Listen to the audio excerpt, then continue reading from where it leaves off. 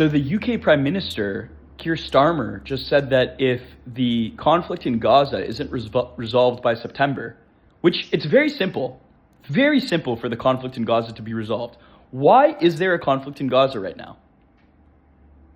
It is because Hamas kidnapped and killed innocent Israelis right across the border, Israelis that are the most pro-coexistence, pro-Palestinian state people in all of Israel, and that they still hold those hostages.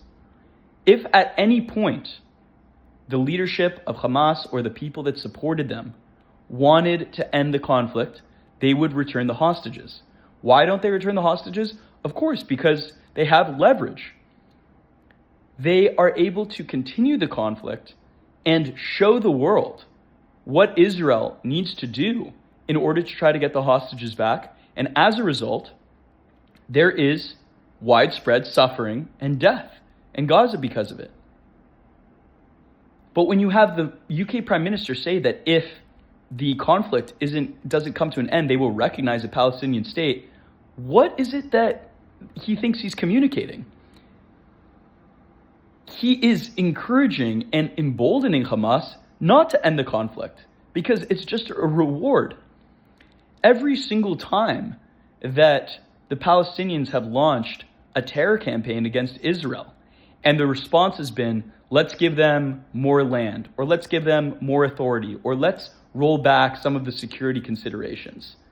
The idea is that will somehow make them less upset, and so will reduce the amount of carnage and the amount of bloodthirsty hate that is driving these sort of terrorist activities. But that's not the thing that is motivating the attacks in the first place.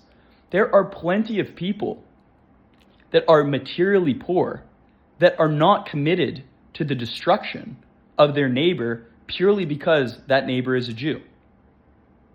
And this is the case that we're facing. And it is simply not the case that the Palestinians would be better off with their own state. The Palestinians that are best off in the world are the ones that are citizens of Israel or citizens of the United States. They have a material, moral standard of well-being that is so far above those of the Palestinian Arabs living in the West Bank and Gaza that we should not be giving these organizations more authority over their people's lives. We should be giving them less.